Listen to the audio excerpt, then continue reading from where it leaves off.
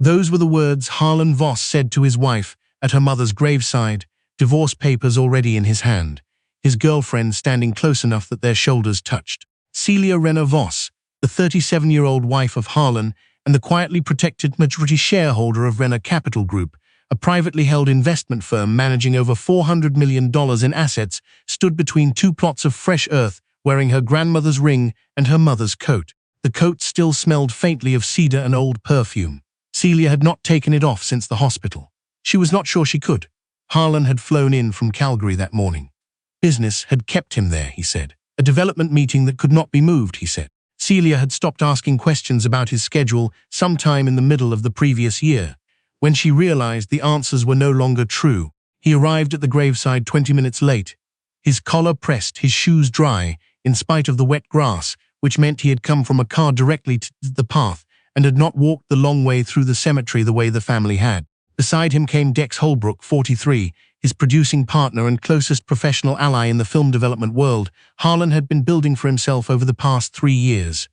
Behind Dex came Ingrid Slade, 30, a brand consultant Harlan had introduced to Celia once at a party as a strategic hire. Ingrid's coat was charcoal wool and well-fitted. She stood half a step too close to Harlan. That distance was not new. Celia had simply stopped pretending not to see it. The funeral officiant spoke about Eleanor Renner, the way people speak about someone who quietly made the world more careful. Eleanor had been 69 years old, Celia's mother, and the only person outside a small legal circle who had known the full truth of what Celia held. She had not told Harlan. She had warned Celia not to either. Wolves, her mother had said once, sitting in the old office in Winnipeg, with a coffee going cold in her hand, learned to smile before they learned to ask. Do not mistake a patient smile for a trustworthy one. Celia had thought she was being careful. She had loved Harlan before he needed an audience to feel real. She had believed him when he said ambition was only frightening from the outside. The officiant finished. The mourners moved. One by one they pressed Celia's hand, said what people say, and stepped away. Her best friend since university, Tamsin Okafor, 38, stood close and said nothing because she knew Celia well enough to know that words were not what she needed yet. Celia's family attorney, Walter Greer, 64, who had managed the Renner family trust for over 2 decades, stood near the stone path with his jaw tight. He had known Eleanor for 30 years. Today he looked less like a lawyer and more like a man trying to hold grief at arm's length because someone needed to stay functional.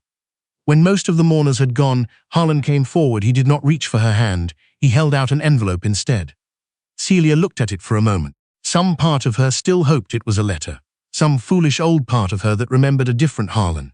One who had once driven 4 hours in a snowstorm to bring her soup when she was sick in her second-year apartment, who had stood in a parking garage on their 3rd date and told her he had never met someone who made him feel like the world was bigger than his own ambitions. She had loved that man. She had spent years since then grieving him slowly, quietly, without ever saying that out loud. She opened the envelope. Petition for divorce. Filed 11 days earlier. 11 days earlier, her mother had still been in the hospital. 11 days earlier, Celia had been sleeping 3 hours a night in a vinyl chair beside Eleanor's bed, answering emails from the trust administrators on her phone, so no one would notice the timing, so no one would know the woman who held the controlling interest in Renner Capital Group was managing a $400 million firm from a hospital chair while her mother forgot her own name. She looked up from the papers. Her voice came out very quiet. You chose today. Harlan's expression did not fill with guilt. It filled with something closer to relief, the way a person looks when they have finally stopped waiting for a moment they have been dreading. He said he had waited until Eleanor passed because he did not want to be cruel. He said Celia would understand eventually. He said he needed someone beside him for the next stage of his career, someone who understood the industry, someone who moved in the right rooms. He looked at Ingrid as he said it. Tamsin stepped forward. She buried her mother this morning. Tamsin's voice was low and controlled in a way that meant she was using every available restraint. Her voice was barely above a whisper. This is where you are doing this.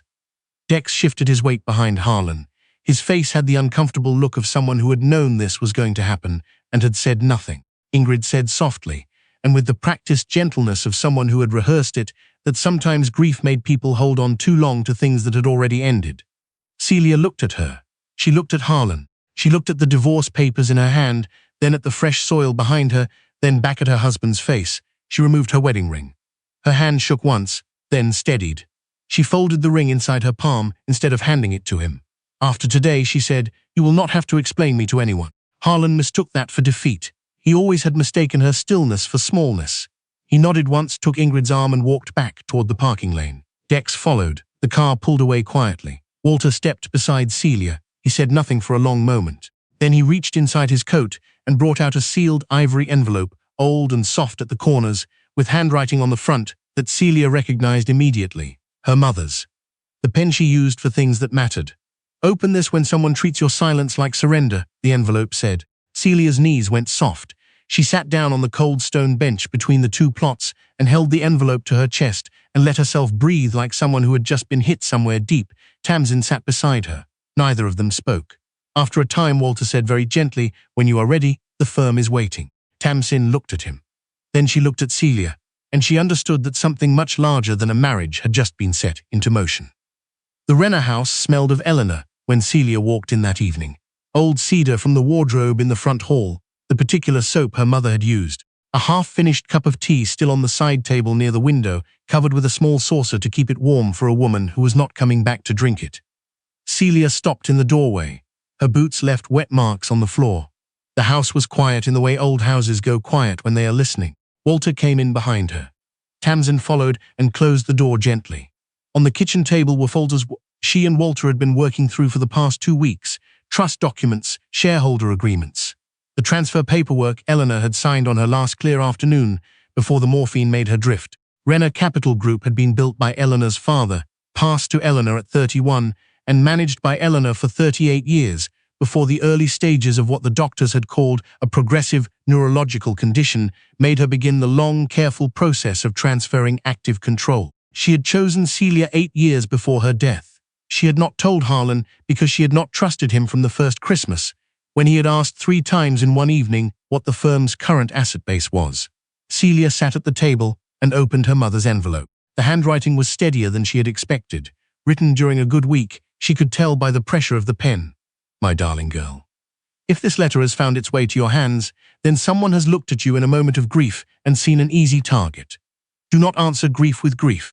Answer it with what I taught you. The firm was never a throne. It was always a shelter. We built it for people who had no seat at the table yet, for young investors whose ideas were stolen, for women whose names were removed from their own work, for anyone who needed someone with enough standing to say, no, this is not how this ends. If someone has used your love, your patience, or our family's work as a weapon against you, you are not taking revenge. You are restoring order. There is a difference. Remember that difference. I love you. I have always loved you best when you were quietly certain. Celia read it twice. Then she closed it and looked at Walter. Tell me what we need. Walter opened the first folder. Renner Capital Group's controlling interest is held through Northlight Consolidated Trust, he said. Your name does not appear in public filings. The trust is the listed entity. Internally, only your signing authority, the trust administrators, and your personal legal team know you are the beneficial owner and active managing director. Harlan was advised before your marriage to review the family trust structure with independent counsel. He declined and assumed the firm was a legacy asset managed by your mother's old partners. He signed a prenuptial agreement acknowledging that all Renner family trust assets remained separate property. Celia looked at the divorce papers still sitting on the corner of the table. Can he access anything through the divorce? No, Walter said. She exhaled very slowly. Then Walter's expression shifted into something more careful. But there are other concerns, he said. Harlan has been representing himself in development meetings as having access to significant private capital connected to Renner family interests. He has been using your name, indirectly, as a form of social collateral. 2 potential production partners have referenced Renner Capital in conversations with our firm's associates. He did not use the firm's name directly, he used yours. Celia went still. Tamsin looked at Walter. Is that legal exposure? It is a misrepresentation that used a client's private family relationship to suggest financial backing that was never offered, Walter said. If money changed hands, or if commitments were made on that basis, it becomes something more serious. Celia looked out the window at the dark yard. Who would know? She asked. There was a pause. Then Walter said, Petra Gaines might. Petra Gaines, 51, was the senior compliance officer at Renner Capital Group and one of 3 people inside the firm who knew Celia's full position. She was methodical, private, and had the kind of institutional memory that made her frightening in a boardroom without her ever needing to raise her voice. She had worked for Eleanor for 19 years. She had watched Harlan at 2 company functions and afterward said to Celia, In the car on the way home, that man speaks in other people's currencies. Celia had not known what to do with that observation at the time. Now she did. She called Petra. Petra arrived at the house within the hour. She brought a leather satchel, a thermos of tea, and the particular expression she wore when something had been wrong for longer than she had been officially permitted to say. "I have been waiting for this conversation," Petra said, setting the satchel on the table. "Not with pleasure, but I have been waiting." She opened the satchel and placed 3 folders on the table beside Walter's. Harlan had attended 4 development meetings in the past 18 months, where Renner Family Association had been used to imply financial interest, she said. Not in writing. He was careful about that, but in conversation, one prospective partner had approached the firm directly, asking to formalize what he believed was a pending investment relationship. That partner had been told politely that no such relationship existed, but the partner had already committed resources to pre-production on the basis of what Harlan had suggested. Celia pressed her fingers flat on the table. Tamsin said quietly, he was using her name the same way he used her silence, like it was something he owned. Walter looked at the folders. "We need to document the timeline. Every meeting, every statement, every communication where the Renner name or capital was implied." "There is more," Petra said. She opened the second folder. Harlan had also hired through a production company connected to Dex, a publicist named Ingrid Slade, the same Ingrid Slade. Ingrid had been brought on officially 3 weeks after Celia's mother was first hospitalized. Her contract listed her services as brand positioning and executive profile management. Her invoices showed work beginning on Harlan's personal public image 6 days after Eleanor's diagnosis was communicated to the family. The room went quiet. "He started building an exit before her mother was even gone," Tamsin said. Walter did not disagree, and Petra said, her voice remaining perfectly level, "Ingrid has been publishing in 2 industry columns under a blind source credit. The framing in both pieces positions Harlan as an emerging independent voice in Canadian film development who has spent years operating in the shadow of old money and a difficult domestic situation." Celia looked at the ceiling for a moment. She closed her eyes. Then she said that phrase, difficult domestic situation. Petra nodded once. "My mother was dying," Celia said. "That was my domestic situation." No one in the room spoke. After a long moment, Walter said, "This is no longer only a personal matter. The misrepresentation of capital, the use of the Renner name without authorization, the publicist compensation running through a connected production company. If those funds were routed through the development accounts Harlan had access to, this becomes corporate fraud adjacent." Celia opened her eyes. She looked at the table, the folders, her mother's empty teacup still sitting on the side table. Then she said, "When is the Northlight Annual Investor Forum?" Petra looked at her carefully. 6 weeks.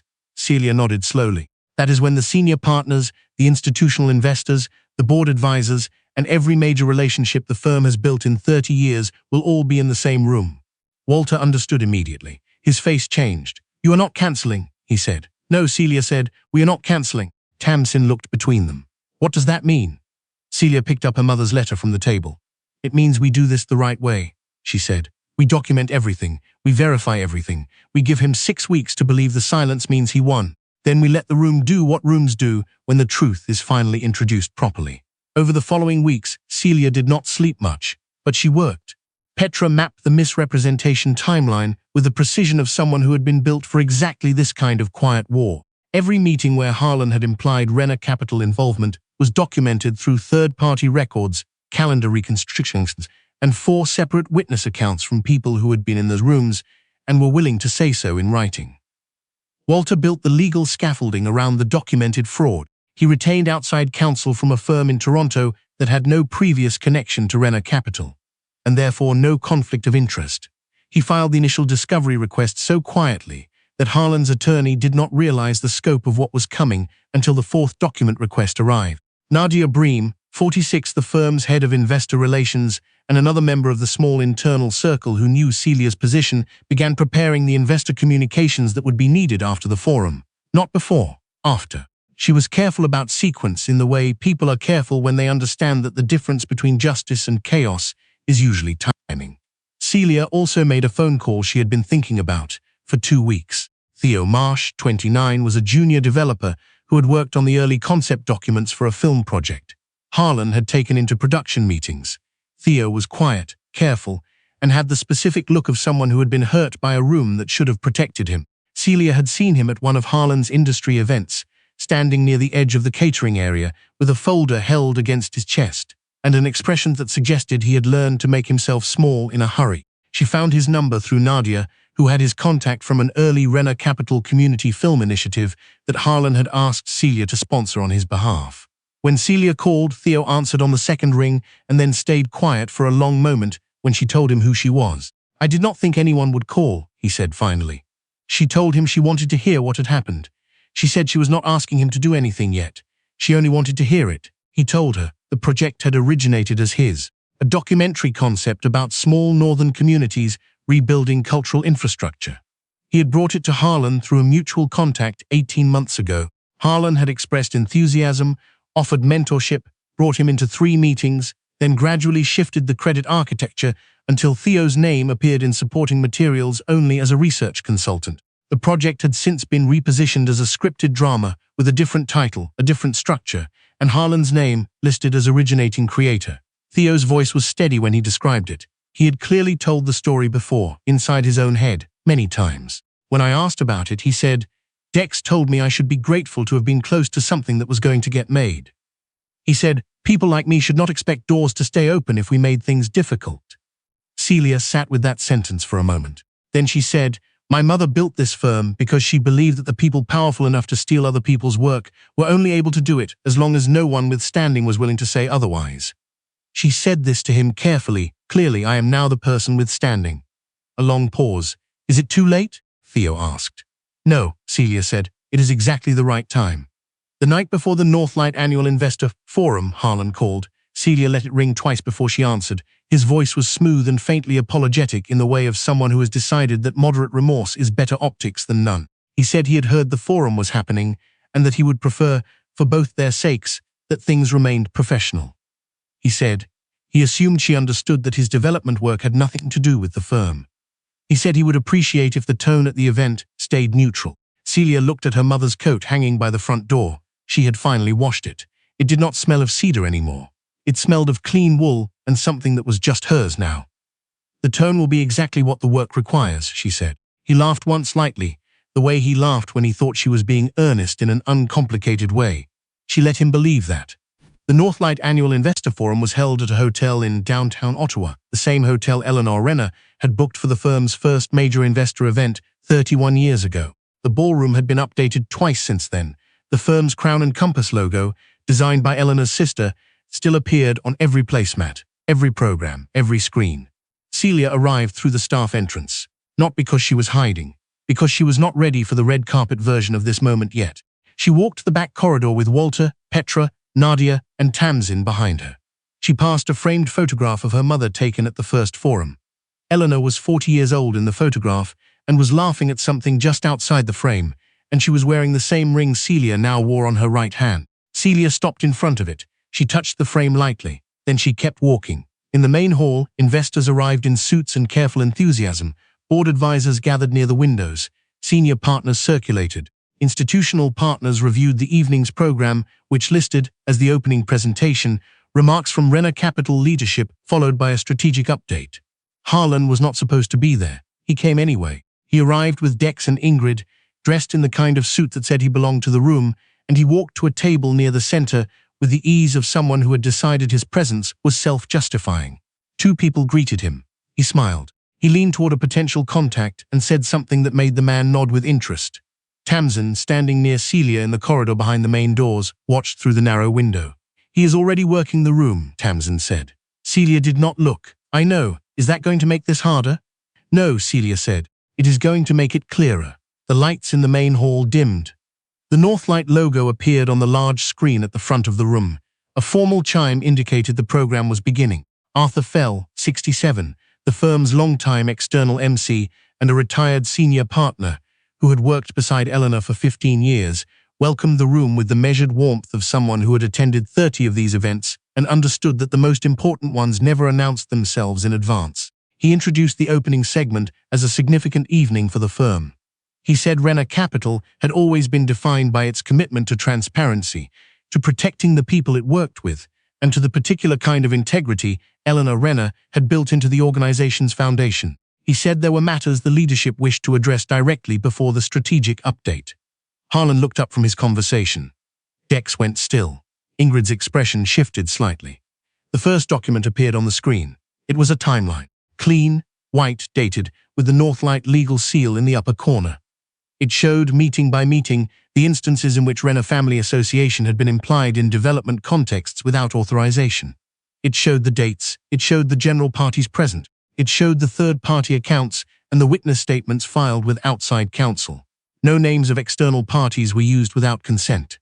The presentation was not a personal attack. It was a corporate record being entered formally into an investor forum, authorized by legal committee, cleared by outside counsel, and supported by documented evidence. The second slide showed the publicist payments. The third showed the column placements. The fourth showed Theo's original project documentation beside the repositioned version. Dated drafts, email correspondence. The point at which his creative credit had been systematically removed. Theo sat near the back of the room. His hands were folded in his lap. He had been told what was coming. He had chosen to be present anyway. Celia had asked him if he was sure. He had said yes, because if he was not in the room it would feel like it was happening without him again. The room was very quiet. Harlan stood up. His voice came out too loud for the silence. "This is a private legal dispute being weaponized in a professional forum," he said. "You cannot do this." Walter, standing near the presentation area, looked at him. "This presentation has been authorized by the firm's legal committee, the board advisory panel, and the firm's controlling ownership authority. Every document shown is preserved under legal hold.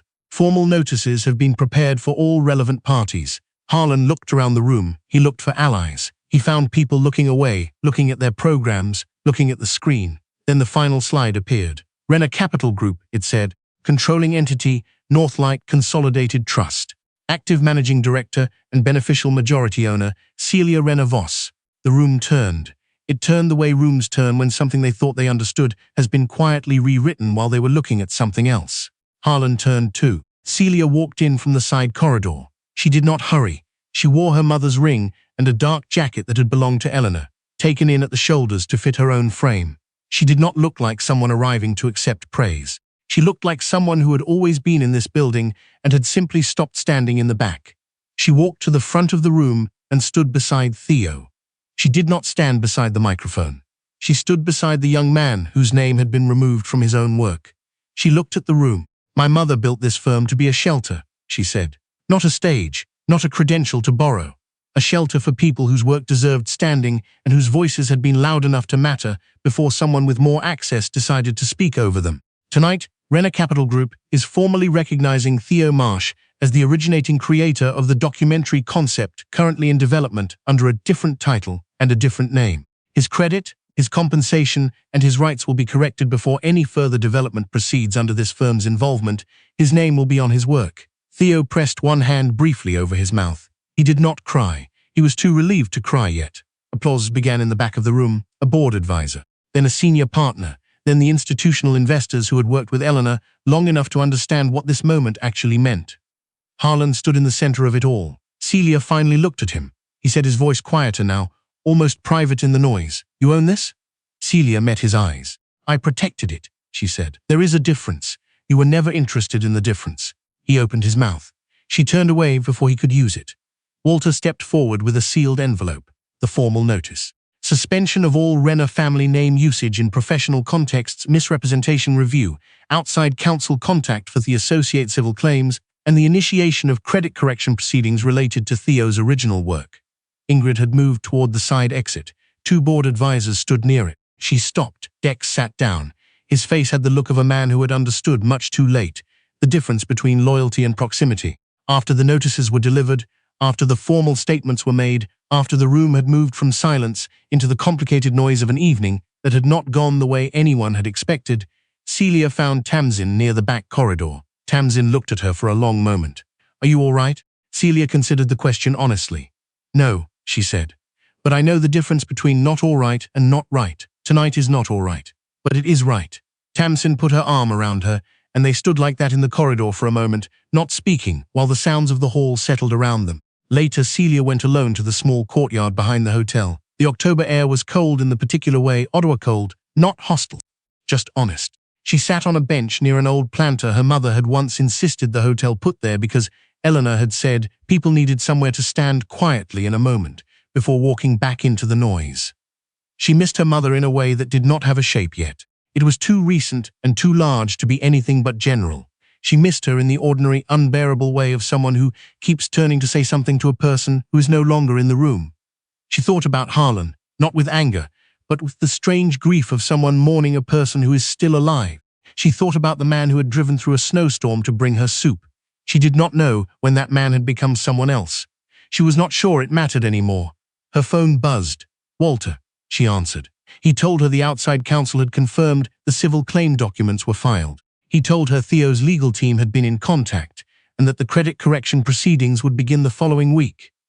He told her Ingrid's column access had been suspended pending the fraud review. He told her Dex had sent a message through his own attorney indicating a willingness to cooperate with the misrepresentation timeline in exchange for being treated as a peripheral rather than a principal party. Celia listened to all of it. Then she asked, "Is there anything that needs me tonight?" Walter said no. "Tonight is done. The rest is procedure." She stayed on the bench for another few minutes after she hung up. The sky above Ottawa was the particular dark blue of late autumn, clear enough to see more stars than the city usually allowed. She thought about her grandmother's ring on her finger and her mother's coat in the cloakroom, and the photograph in the corridor of Eleanor laughing at something just outside the frame. She thought about Theo signing his name to his own work next week. She thought about her mother's handwriting. "Answer with what I taught you." Then she went back inside. In the following months, the headlines were not dramatic. They were precise. Credit correction filings, civil claim settlements. The documentary, retitled and restructured with Theo's name restored, entered production under a small independent producer Celia had known since university. A grant application went in under Theo's name alone. 2 industry contacts who had been present at the forum quietly called Nadia to ask if Renner Capital was accepting any new relationships. Harlan's development projects lost their momentum without the implied backing he had been carrying like borrowed luggage. His attorney negotiated the terms of the divorce quietly. He did not ask for anything connected to the trust because his own legal team, once they understood the full structure of Northlight Consolidated, told him there was nothing to ask for. Ingrid's columns continued. They just no longer mentioned the Renner name. Dex called Celia once, 4 months later, to say he was sorry. She thanked him and did not call back. Celia began entering Renner Capital through the main doors. The first morning she did it, the receptionist looked up and said good morning in the tone of someone who had been waiting to say it for a long time. Petra was already at her desk. Nadia had the investor brief prepared. Walter was in the conference room with the outside counsel, doing the final review of the credit correction documentation. Celia walked through the lobby under the Crown and Compass logo her great-uncle had sketched on a paper napkin in 1963, which Eleanor had then turned into something that lasted. She wore her grandmother's ring and her mother's coat and her own name. She stopped at her office door and looked at the view she had not let herself claim properly until now. The Ottawa River, grey and wide and entirely unbothered by anything that happened on its banks. She set her bag down. She sat at the desk that had been her mother's. She opened her laptop. Some things do not end cleanly. Some betrayals leave a residue that no legal proceeding fully removes. She knew that. She had grown up in this building long enough to understand that the work of a firm like this was not to eliminate grief or protect people from loss. It was to make sure that when someone tried to use your loss against you, they did not walk away clean. Her mother had taught her that. She had answered with truth. The window held the morning light without comment, and Celia Renner Voss, active managing director and majority owner of Renner Capital Group, the woman her husband had once decided was a quiet life he no longer needed, opened the first file of the day and began.